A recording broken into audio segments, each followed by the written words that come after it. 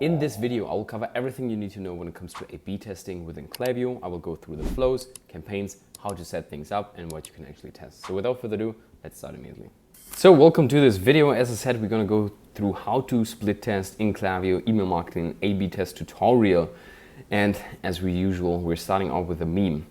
You can either watch a quick video that explains everything, or you draw 25 and you are trying to set everything up on your own because you draw basically 25 and this is you probably right now. So make sure to stick till the end because I will cover everything from A to Z that you need to know when it comes to A/B testing.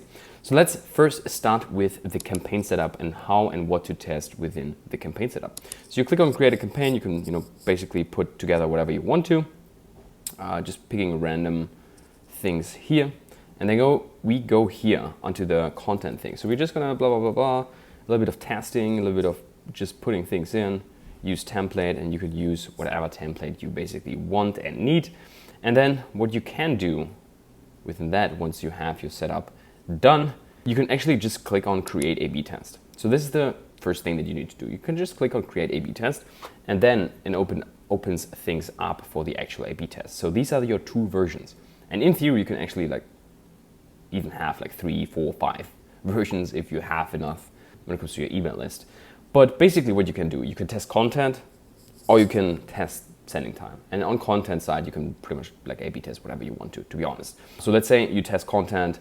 Usually what we most of the time test is, for example, a subject line, a pivot text. Maybe you want to A/B test an offer within the same send, or you want to A/B test the hero image, or maybe the framing of things, the copy length, everything that is basically within the content atmosphere. You can pretty much just do that. And how to do that is, just have this clone thing, which basically everything is the same. So now you just hop into your B version and just adjust whatever you want to. So for example, let's say we want to A/B test the subject line. So instead of tests, we make, hey, YouTube as the subject line. And then that's pretty much it.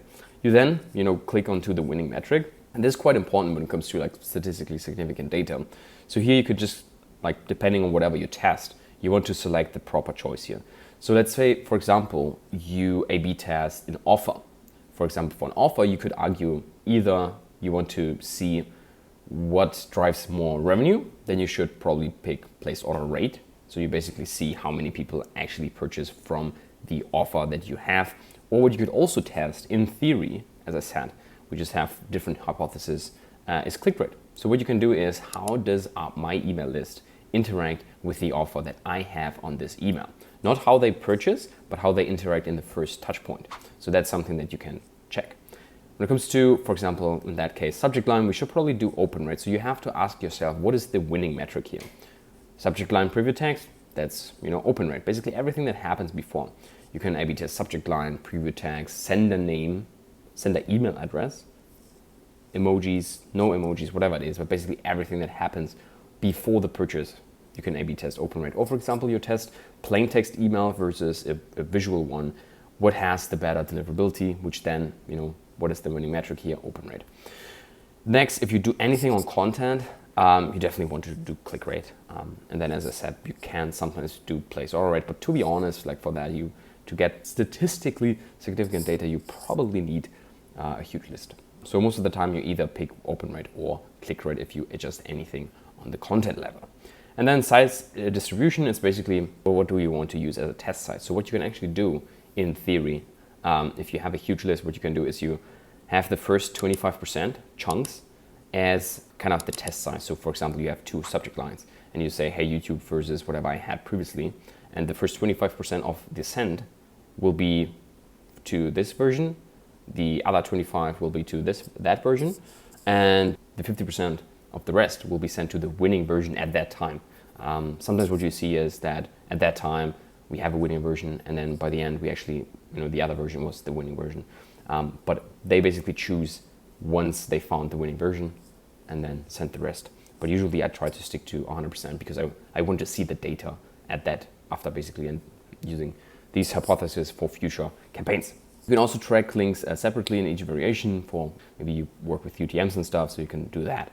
But that's basically the first section, the test content. And the second one is the sending time.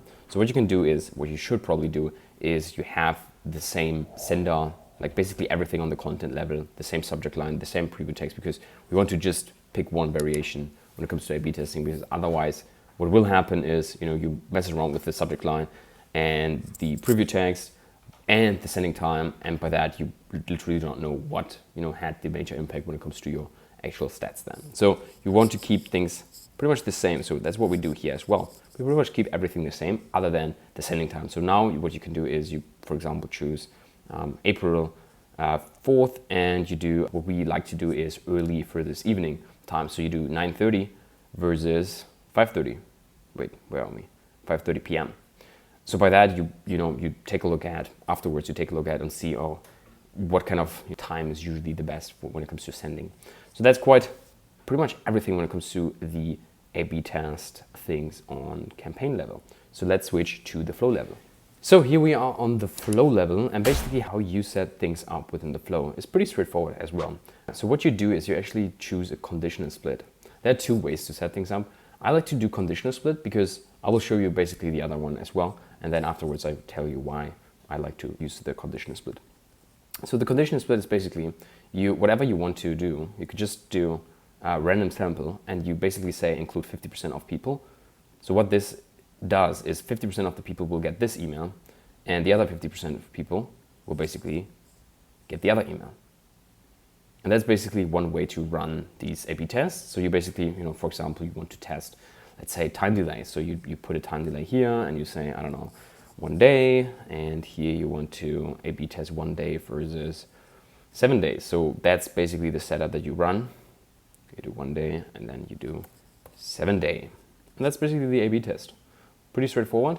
The other version that you can actually do is you basically go into the email itself, and pretty much the same we had with the campaigns. You can just do your email template, you click on use template, and then once you're in here, what you can then do is you just click on save, blah blah blah blah, and then here pretty much the same. You click on create A/B test, and then you can actually see and take a look at the data within here. Same setup.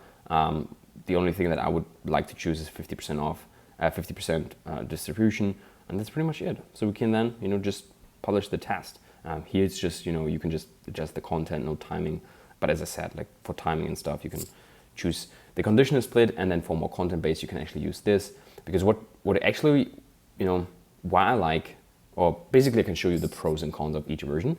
What I like about this one with the conditional split is that you see the data straightforward. You just see that you hop into the flow and you can just see the performance here, like on the dashboard immediately. The con is actually that it can be misleading because you do not have the statistically significant data reports from Klaviyo.